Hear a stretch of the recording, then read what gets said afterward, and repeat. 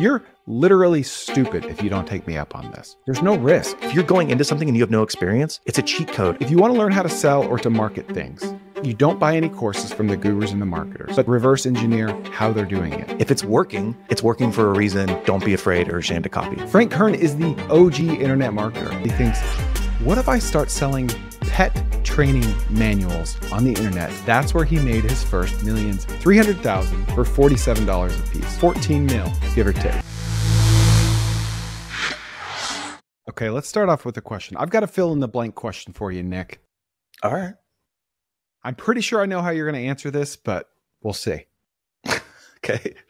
Grant Cardone and Tony Robbins are world-class at fill in the blank. Sales. Okay. Okay. Marketing. Absolutely. Yeah. You win. You got it. Because like one's a motivational speaker, one's a guru, but like the overlap is marketing, right? Mm-hmm. Mm-hmm. Would you believe they both learned their marketing prowess from the same person that most people have never heard of? Really? Yes, really. His name is Frank Kern. Have you ever heard that name? No. No. You're in the business world. I'm in the business world. Most people have never heard of Frank Kern, but if you're Alex Hormozi, you love Frank Kern. He talks about him every now and then. He loves Frank Kern. Frank Kern is the Tai Lopez before Tai Lopez. He was the OG internet marketer, the OG guru, the original guru. Oh, you're not saying he was an internet marketer. You're saying he was the original guru. He invented internet marketing gurus, Frank Kern. He is the godfather of it. He's the OGG, original gangster guru. Yes. Can I tell you how we got to start? Yes. I'm freaking sitting on pins and needles. All right. He grew up in a trailer, obviously. It's funny Chip how on he the shoulder. probably grew up in like a 4,000 square foot house in Santa Clarita or something, but It was on Trailer Street. I grew up in a trailer. Okay. Anyway, grew up in a trailer, went to college at Syracuse, dropped out early, started selling things door to door. Give me a year. Sorry. When is this? Is this? Give me a year. Born in 73. He was born in 1973. Born in 1973. Started selling door to door in like the late 80s, early 90s. Well, he's younger than Grant Cardone and Tony Robbins. Yes, he is. So how did they learn from him? He trained them. Oh, he trained them specifically on internet marketing. Yeah. Yeah. Oh, got it. Okay. I'm up to speed. I'm a bit of a stupid idiot. Now I understand. Okay. So because Grant Cardone was already doing things in life, Tony Robbins was already, he's been a world famous motivational speaker for a long time. Yep. They were doing their thing. This guy, Frank Kern, either came to them or taught them like, hey, this is the ultimate distribution channel, the internet, selling to the masses, one to many. Yes. So let me back up. So he starts selling credit card processing door to door, which is a very, very hard sale. And then he says, what if I sell credit card terminals on this new thing called the internet? So he starts selling credit card terminals on the internet for $300. See some success there. Some success, but not a lot. I don't know how his mind goes there, but he thinks, what if I start selling pet training manuals on the internet via audiobooks? Okay. That's what he did. That's where he made his first millions. I want you to guess how many pet training manuals this guy sold over the course of 7 years. 7 years, number of pet training manuals, 100,000. 300,000 for $47 a piece. Jeez Louise. What does that come out to? $12 million? 14 mil, give or take. Wow. Basically 100% margin. It's an audiobook. Okay. Yeah. It was literally a digital course. It was literally a digital product. Digital course. Yep. And what happens when you start selling digital products? You become Tai Lopez Jr. Okay. You get addicted. Tai Lopez was Tai Lopez. He was addicted. Yeah. So he starts, he just invents all these terms that Alex Hormozi talks about on a daily basis. Alex Hormozi is white labeled Frank Kern. That's not a joke. Did Frank Kern invent the term white label? Probably. Alex Hormozi took everything Frank Kern did and packaged it in a social media way that Frank Kern never really excelled at. He's got a YouTube channel, he's got Instagram, but he's not very big on any of them. That's why most people haven't heard of him. Alex Hormozi put it in his books, $100 million offers, $100 million leads, and it's all he talks about in his content. And it's basically all built on Frank Kern. I love this because there's 7 frameworks I'm already thinking of. Mm-hmm. Mm-hmm. Keep going. Okay. All right. So Frank Kern, he has an 8-step process for selling anything. Okay. Here's a framework. Before you get to your frameworks, here's mine. If you want to learn how to sell or to market things, you don't buy any courses from the gurus and the marketers. Actually, I take that back. You do buy the courses from the gurus and the marketers, but not to read what's in the courses, but to reverse engineer how they're doing it. Okay. How they sold you? How they sold you, what their funnels are like. How often are they emailing you? Are they texting you? Are they calling you? Is there a VSL, a video sales letter? Is it a one landing page that's a mile long on a ClickFunnels form? Like, there is so much more to learn from the funnels that these guys employ than from the actual content that they're selling. But a lot of times you have to buy the content to learn the funnels, right? Yeah. Yep. Because they wouldn't be using it if it wasn't working. Exactly. Okay. So this is the 8-step process for selling anything in the world as invented by Frank Kern. And I only found this, Nick, on the Warrior Forum message boards. You went deep. I went deep. 16 years old, I found this Oh post. my gosh. All right. So am I going to be like a 70-year-old woman that you're about to sell to? Exactly. Okay. Here's how to sell anything in 8 steps. Okay. Number 1, here's what you get. Okay. You list out all the products and features. Okay. Boom, boom, boom, boom. You overwhelm them with value. Number 2, establish the value. All right. This product is worth $3,000, but you're getting it for $30,000. This product is worth da-da-da. So list everything out. All these components combined are $17,000, but we're giving it to you today for the low price of $16.99. Exactly. And we've seen this stuff, but we don't really know the framework around it or why it's a framework. Number three, bonus. And you know what? I shouldn't be doing this, but go ahead and buy this. Now I'm going to add ba, ba, ba, ba, ba, ba. So now they're like, oh my gosh, this is so much value. Oh, only for the cost. Is it coming out of your paycheck? I'm so sorry. Only for the cost of a cup of coffee per day. I'm going to get all this. Okay. The bonus is number 3. Number 4, price. Then you drop the price. Okay. You hit them with the price, but you're only halfway through the steps.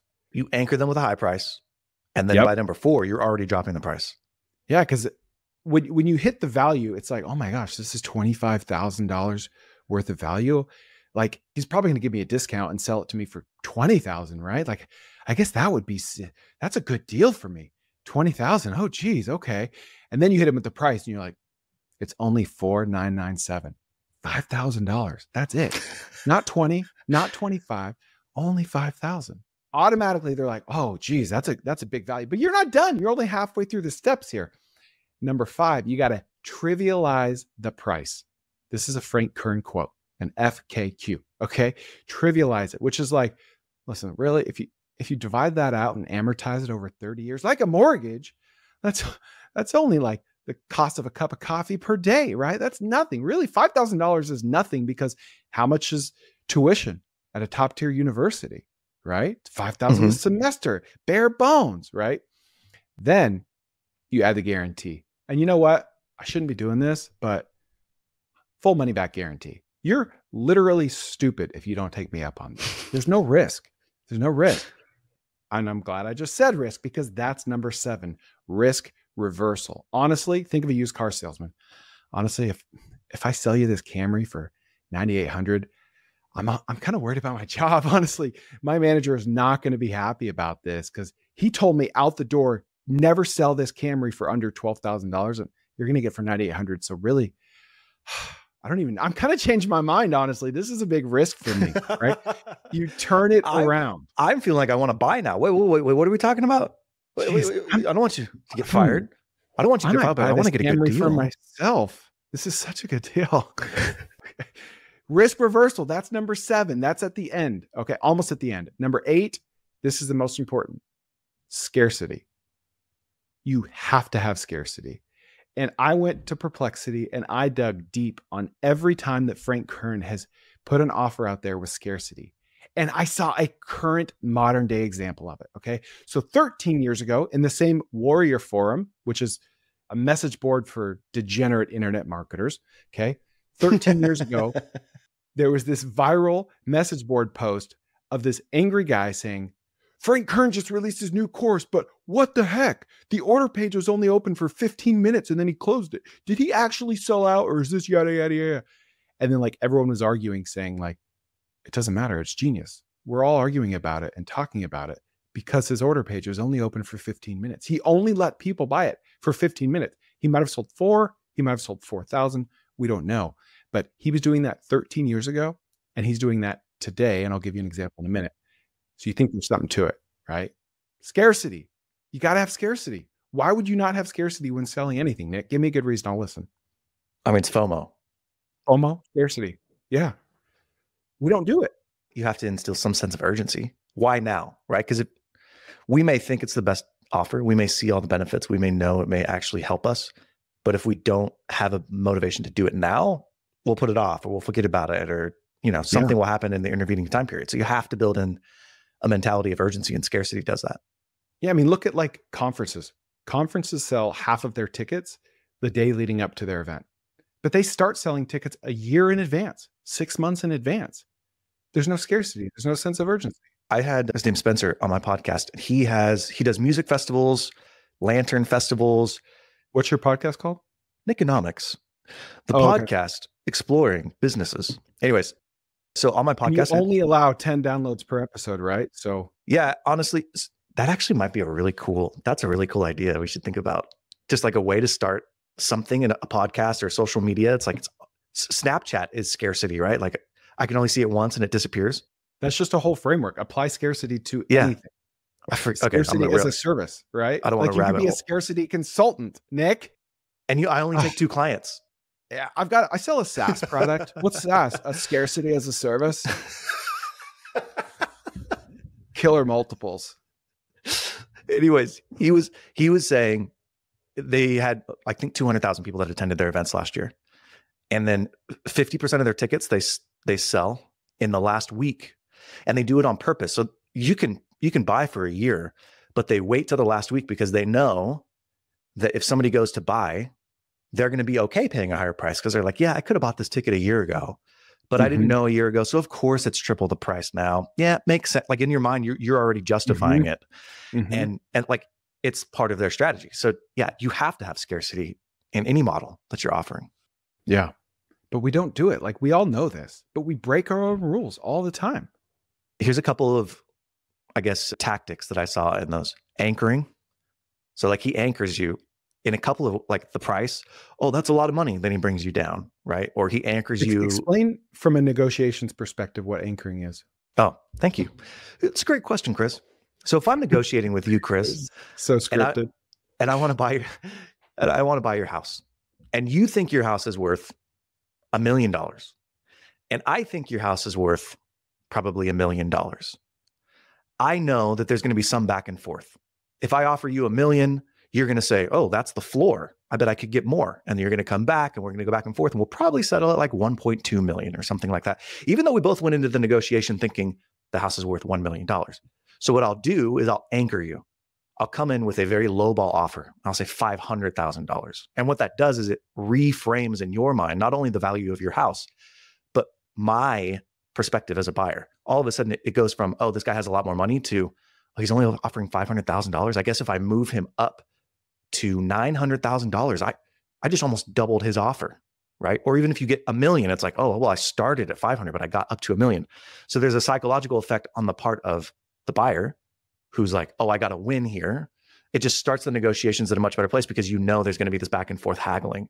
And that's what he does. He anchors you at this, the value of this is $25,000, names all the benefits, goes through it, blah, blah. And you're thinking in your head, oh man, I can't afford this. And then hits you with actually, I could offer it to you for $500. And then he reinforces it over and over. I'll probably lose my job.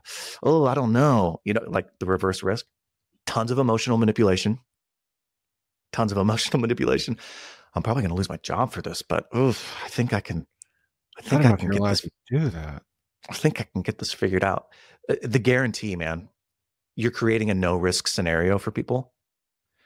And the reason the no risk scenario is so important is not because you're worried about giving the rebate or the refund, but you know that most people are not going to get the refund. Do you know there are billions of dollars worth of gift cards that have gone unclaimed? Mm-hmm. And it's because people have those gift cards and they just don't spend it. They just keep it there. Like that's real money on a card. Principle. Yeah, we're human. That's not even a refund. That's just, oh, I had the money there and I didn't do anything with it. So the guarantee makes you psychologically feel like, oh, there's no risk to this. But you also know that a certain percentage of those people are never going to even call to get the guarantee. Yeah. And like I talked about this about LCD Cycle on a podcast earlier this week. We started the lifetime return policy. We were the first company in the industry to do it. And I just assumed, all right, 3 to 5% of people are going to do that. So let's just raise our prices by 3 to 5%. And that's a guess. I could be way wrong and we could, have to reverse that decision, but it was more like 2%. So we netted out ahead. And now everyone in that industry does it. Well, and it's really smart from a selling perspective because what you're trying to do in any environment is build trust. Like you need them to trust you in order for the sale to close. Yeah. And by offering the guarantee, even if they never use the guarantee, it's like, oh, they're willing to give a guarantee. Oh, I trust them and their product, right? And many people use that for evil. I think people who have good intentions use that a lot of times. But here are the frameworks that I thought. Sorry, go ahead. I was going to say, it's like we've talked about, like to sell anything, you need to get someone from like, they don't know who you are, they don't trust you, to they're your good friend, because we buy from our friends and family, right? So getting them to trust us a little more just moves them further down that spectrum. Totally. All right. So here's some of the frameworks that I saw as you were talking. The first one is Alex didn't reinvent anything. He just copied. He took exactly what's been done and he copied it. And a lot of times we think, oh, well, I've got to add my spin on this. I've got to do something new. Like just go copy what's already working. Like naturally though, when we copy something, we're going to add it to our personal experience of, let's say, turning around gyms, right? And it will become our own naturally, but we don't have to like be deliberate and purposeful. Like, all right, I can't just copy this. I got to make this. No, like copy it and then see where that takes you. And then it naturally will become your own. Before I move on, I just think I've fallen into this trap where I want to do something. Social media, for example. Oh, I want to post this video. Okay, Nick, we'll do this thing and that's what's going to work. No, everybody does that. I want to do my own thing. And then you learn, you're like, well, there's a reason why everybody does. Follow me for more, because a lot higher percentage of people actually follow you if they read your posts, right? If it's working for a reason. Don't be afraid or ashamed to copy. I think the second thing that I found interesting in just hearing about that is, you and I talked to James Camp this week. My episode's not going to come out for a little while, but one of the things he said was people crap on course creators or information sellers. He's like, but anybody who's built a business, anybody who's like actually gone through the process and scaled and sold, understands how operationally intensive it is to build something of value. And so when you see money coming in from selling knowledge, from selling a course or access or coaching, and you're like, wow, I can do this and make this living without having to do all of the operational headache, it's very understandable why they sell info products. And I think anybody who hasn't done it just does not have an appreciation for the decision-making process. And oh, they're a guru. Oh, they're just selling people on the dream. Ooh. But until you've actually built something and you understand how hard that is, you also don't understand the appeal of, this is cool. I get to help people at scale. I get to sell an idea and information. This is much easier than scaling up a business. Well, dude, like to support your point, I forgot to tell you in Frank Kern's story, before he sold $14 million worth of pet training manuals, he bought a course for $150 from someone. And that taught him skills to sell those. So that like A, set the precedent for him selling a course because he knew it was a thing. B, helped him make $14 million. I just posted about this. There's a lot of crapping on course sellers. And I think for good reason. There's some weird stuff that people do. Like I heard some of them have hardline sales tactics where they'll have you finance the course. So they're like, it's only $10,000 and you can finance it. And it's like, yeah, people who can't afford it. I don't know how I feel about financing, but whatever, put that to the side. But I posted, if you're going to buy a business, you need to either buy a course, attend a boot camp, or hire a coach. All right. If you are watching this clip right now, you are watching this on YouTube. And if you are a fan of podcasts, please check out my podcast while you're at it, because sometimes I have podcasts that aren't on YouTube and sometimes I have YouTubes that aren't on podcasts. So check out the Koerner Office on any podcast platform, or you can go to tkopod.com. Also, my newsletter, we'll throw that in there. There are no ads. It's weekly. It's different content than my podcast and YouTube. Newsletter.chrisjkoerner.com. You'll see the link and we'll see you there. And then I got some people who were like, well, actually, why you should actually have a CPA and a lawyer. And it's like, yeah, those are table stakes. No duh. Like, of course I have to have a CPA do my quality of earnings. Of course I have to have a lawyer write up the purchase agreement. Of course I need to have potentially a broker that I pay help me understand what's going on in this market. Like, of course, I'm not saying that. But if you're going into something and you have no experience, it's a cheat code. I'm going to pay someone to teach me quickly and I can jump the line and I don't have to go through the iterative process. I think Yeah. that there's a real place in the market for people who sell info products. It's funny we talked about Alex Hormozi just copying Frank Kern, because Frank Kern, he just copied this guy named Gary Halbert. You remember the National Enquirer? Yeah. Like the crazy sensationalist headlines? That was all Gary Halbert. And Gary Halbert had this framework that he called the desperate nerd theory, which was basically like, even this freaking idiot over here lost 80 pounds, right? You could too. Like, he invented this direct response style marketing. Frank Kern learned from him, put his own spin on it. Alex Hormozi learned from him, and so on and so forth. And before Gary Halbert, there was a dude named Claude Hopkins who had this marketing method that he called scientific advertising that basically appealed to first principles that Elon Musk always talks about to get people to buy more of your stuff. So like, there's always been marketers. Nothing's original, right? Yeah. All right, okay, so 2 more frameworks. One framework was, or not framework, but just observation. He went from selling payment processors to selling, what was it? Pet training videos or pet training? No, books? credit card terminals. Okay. Credit card terminals to pet courses, essentially. And you look at that on its face and you're like, the freak was that? But there's 2 things in there. Number one, when you start the process, Yep. you sometimes you don't know where you're going to finish. And so you need to be flexible. I'd be really fascinated to hear how he went from credit card terminals to pets. So, because I'm sure maybe he went door to door and it was like, no, everybody kept talking about their pets. And I had this idea, like there's something in there that he saw and he was flexible and he moved on it. The second piece of it is the only reason he was able to take advantage of that is because he had obviously amazing sales skills. Mm-hmm. He had this skill set. He was trying to apply it to this credit card terminal process or whatever, wasn't working. Then he sees the pets and he's like, cool, I can apply my skill set here. So it's like he had no pride about it. He just saw what was working and he moved to where it was working. So I think those 2 observations are really interesting. Sometimes you don't know what the idea is going to be until you actually get in the weeds and start working on it. And then 2, you really need to be opportunistic about where your particular skill set works and then go all in on it once you see something working. Yeah. Like I bet you anything, he started going door to door. He's probably desperate, broke. He sees some success. He learns how to sell and he's like, okay, there's something to this sales thing. And you know what? There's something to this credit card industry thing, but going door to door sucks. Well, I heard about this internet thing. So what if we sell credit card processors or like the actual hardware on the internet? So then he starts doing that. Oh, wow. Internet money is pretty cool, but like shipping stuff really sucks. This is not fun. How can I keep making internet money without having to ship stuff? What about like an audiobook that people can just download? In retrospect, you can see the dots that he connected, but in the moment, he was just freaking trying stuff. He was testing everything except drugs, maybe drugs too. I don't know. There's a million examples of this too, right? Amazon started selling books on the internet. And then all of a sudden they started selling a bunch of products on the internet. And then they started growing and they're like, oh crap, we have demand. Let's start selling these product SKUs. So they start adding more product SKUs. Then they have so much demand, their servers are out of whack. So they got to find more and more server space in order to meet the demand of people going online and buying their products. Then they get to the point where they're like, the server space is a cost center. It's so expensive for us. How could we solve this problem? Oh, I don't know. Maybe let's buy some servers ourselves. Let's stand up our own server center. So then they stand up what has become AWS, Amazon Web Services, and they start building it out and they realize, we have all this excess capacity because we bought all these servers. We're doing it for growth. All these other companies have a need too. Let's start selling our excess server space. And now the most profitable unit of their business is Amazon Web Services. If you look at any profitability from Amazon, it is not from their core business, which is selling things online. It is mainly from Amazon Web Services. And it all came from this, like, you start as a bookstore online to Amazon Web Services doesn't make sense. But you look at the dots that connect it, and Jeff Bezos was obviously maneuverable enough to say and seize the opportunities when he saw them.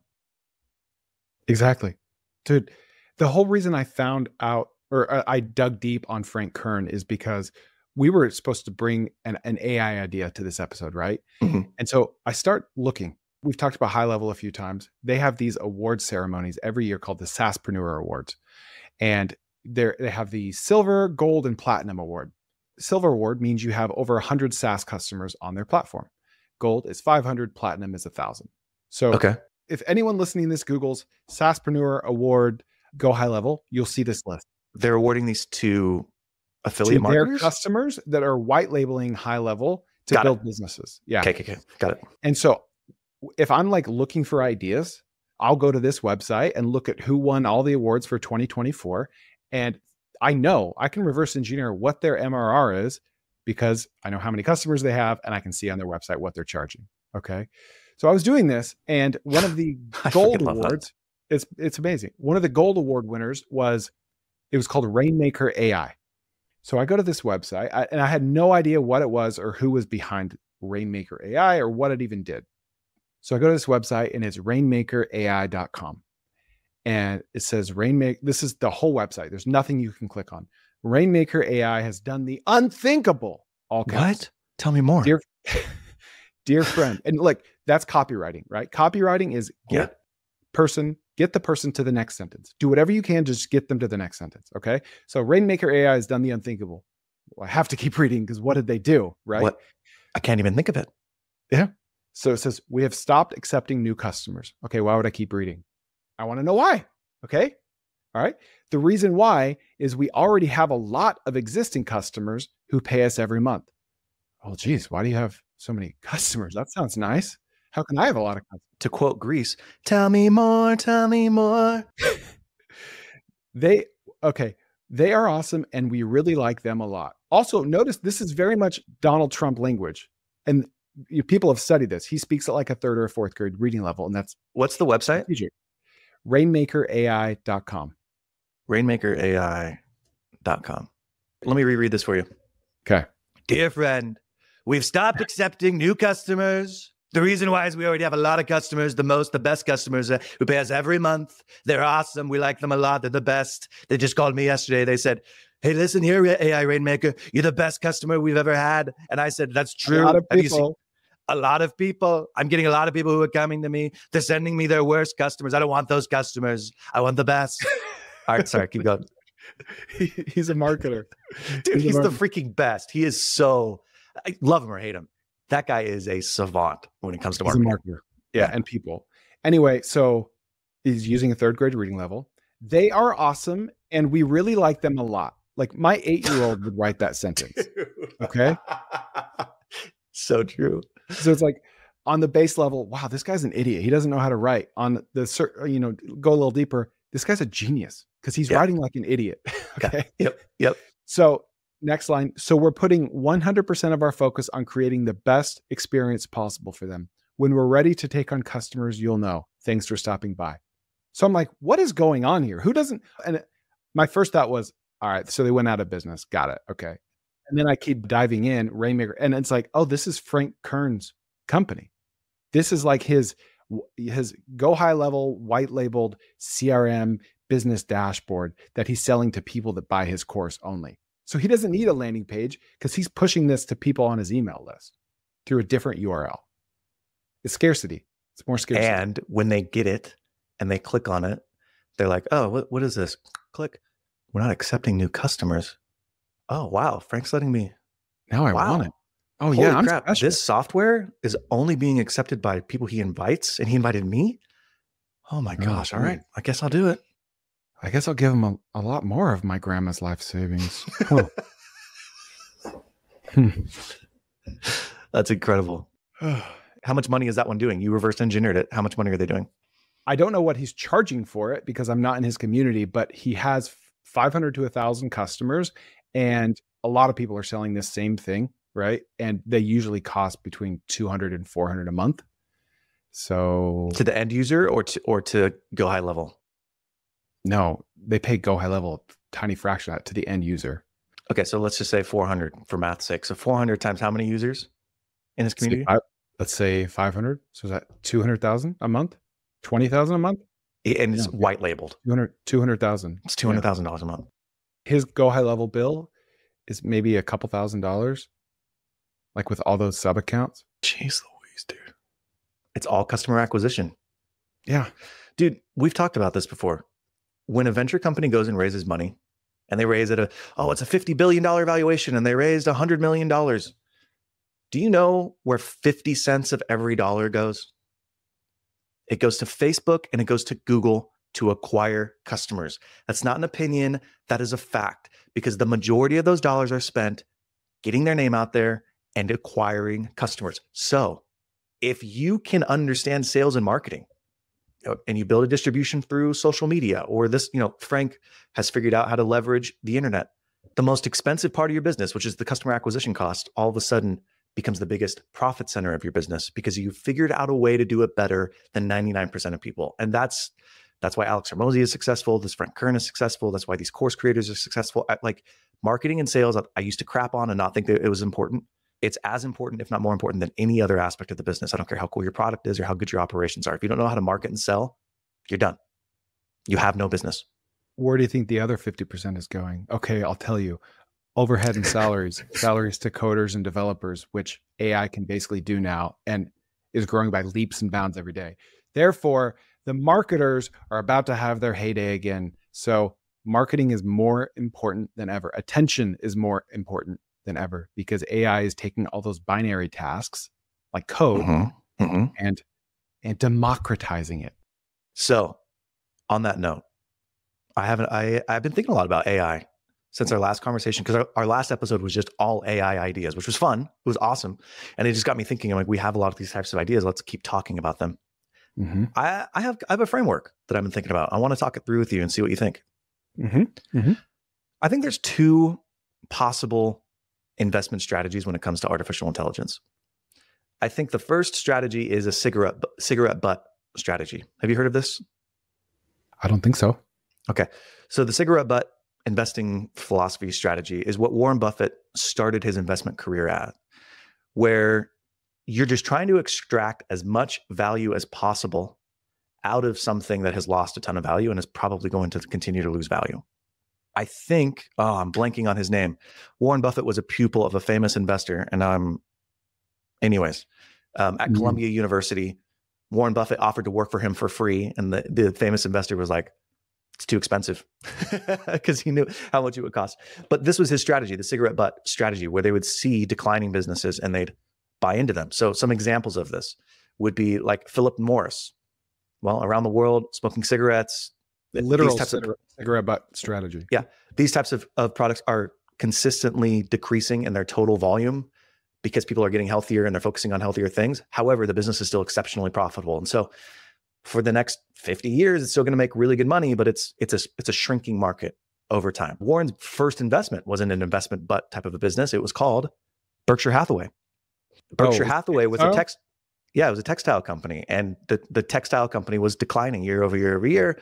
And I can't remember his exact thesis on it, but it was like, oh, the value of this business on the balance sheet is greater than it's currently worth. I can get in there, extract the value. And it was a reverse public. Anyways, I can't quite remember what the circumstances were around it, but that was his first investment. And then it changed. He and Charlie Munger got together and they decided to then, we're just going to buy great businesses at a fair price, right?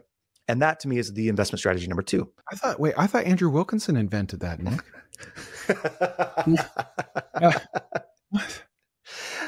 Dude, I can't wait to make a video with you where we talk about the top 10 red flags somebody says who's not an entrepreneur. That is one of my top 10 red flags. Is somebody who's just like, I don't know, I just want to buy a great business at a fair price. I don't know. I know it's stupid. It's the non-LDS equivalent of saying, oh, my management style, I don't know. I try to teach them correct principles and let them govern themselves. I don't know. I'm quirky like that. I don't know where I got that from, but I probably made it up originally by myself. To me, those are kind of two investment philosophies.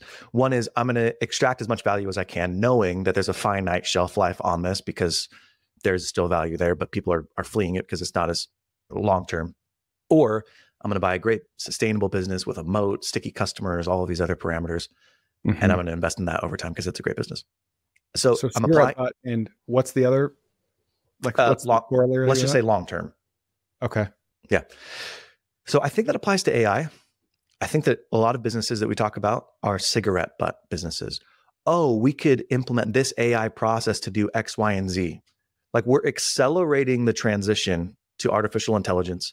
We are eliminating those positions, but after a certain amount of time, the ability to implement them or the actual usefulness of those AI tools is just going to be ubiquitous. And so starting up an agency to implement this or a company that's just built around coding and collections, it's just, they're going to not exist, but that market and opportunity, that TAM is going to disappear over time because there's a short window of time where you can take advantage of it. That I think is the cigarette butt strategy. And I think there's a ton of cool applications for it. But I started thinking about sort of this long-term strategy where it's like, what is not going to be replaced by AI?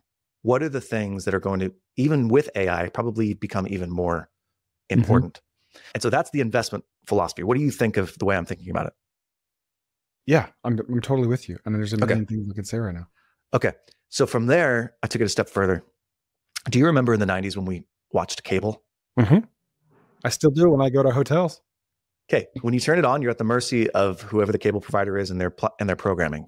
Yeah, we talked about, remember Jerry Springer, Stop the Scroll? That's right. That's right. Yeah. That is so funny. Second highest rated episode ever. So over time, people didn't want that. They wanted to be able to watch what they wanted to watch when they wanted to watch it. And so we got an unbundling with Netflix and Amazon Prime and all the other streamers. So you went from this old model and technology to this new model, which was streaming online. And now the new model is doing what, Chris? They're rebundling. You've got Thursday Night Football on Amazon Prime. You've got sports. You've got video game. You've got a million live events now on Netflix. They're like rebundling these things, and these streaming providers are going bankrupt and selling to the other streaming providers. And so there's consolidation happening. And I think there's this really interesting framework that happens where what's old has become new again. And you see it with trends in fashion. You see it with music. You see it in the business cycles. You sound like you wanted to say something. There's a famous, I don't know of anyone that knows about this tweet than I do, but sometimes you see a tweet and you never forget it, right? Okay. It lives rent-free in my head. January 17th, 2022, Jim Gaffigan, the famous comedian, tweeted, "They should bundle all the streaming services together and call it cable." 13,000 retweets. So yes, that's why I'm smiling. It's so good, dude. Oh my gosh. So I've got these two ideas that were just popping in my head. One was the cigarette butt and the long-term investment. And then the other was what's old again, or what's old has become new again. And I started thinking, how could I apply that to AI? And there are some examples that are already happening. In-person events. We went from community being in real life to digitizing it and moving it to social media, social platforms. And now we're seeing a big shift to community again, in-person events, detox events, conferences, experiences, those types of things. And I think it's a really interesting framework to apply to thinking about AI and the age of AI and the opportunities. So I made my first principles and I'm going to list them out for you.